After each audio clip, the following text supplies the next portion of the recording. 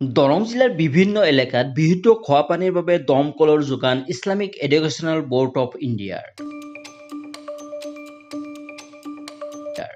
খাৰপুৰী গাঁৱত আজি আন এটা দমকলৰ শুভ উদ্বোধন কৰে ইছলামিক এডুকেশ্যনেল ব'ৰ্ড অৱ ইণ্ডিয়াই।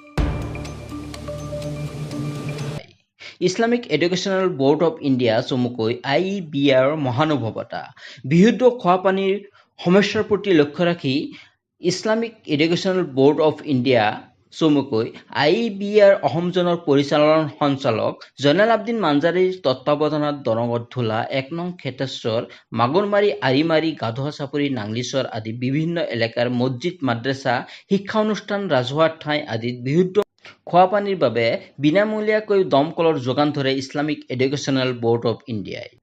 ইয়াৰ অংশ হিচাপে আজি পূব খাৰপুৰী গাঁৱৰ মাদ্ৰাছা এটাত যোগান ধৰা আন এটা দমকলৰ শুভ উদ্বোধন কৰে Islamic educational board of India Assam জোনৰ সভাপতি নুৰুল ইছলাম মণ্ডলে।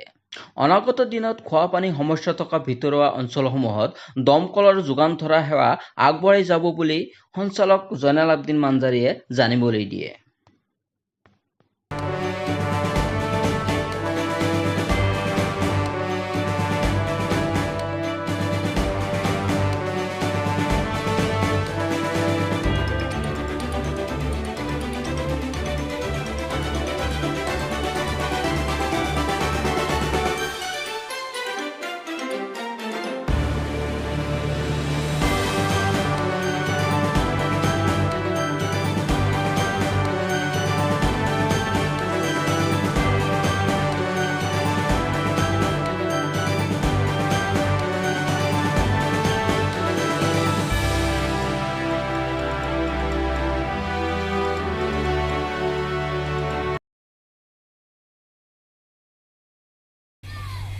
আসসালামু আলাইকুম ৰহমতুল্লাহ বাৰকাতু। আজি আমাৰ এই পূব খাৰপুৰি আমিনিয়া মাদ্ৰাসাত আমাৰ ইসলামিক এডুকেশন ব'ৰ্ড অফ ইণ্ডিয়াৰ তৰফৰ পৰা এটা দমকলৰ ব্যৱস্থা কৰা হৈছিলে।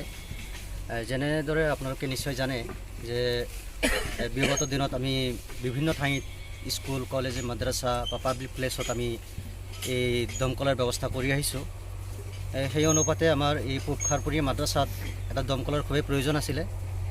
পানীৰ ব্যৱস্থা ইয়াতে ইমান সুবিধামূলক নাছিলে। এতিয়া আমাৰ ব'ৰ্ডৰ ফালৰ পৰা আমি এই মাদ্ৰাসাত লগতে এই ৰাস্তাৰে অহা যোৱা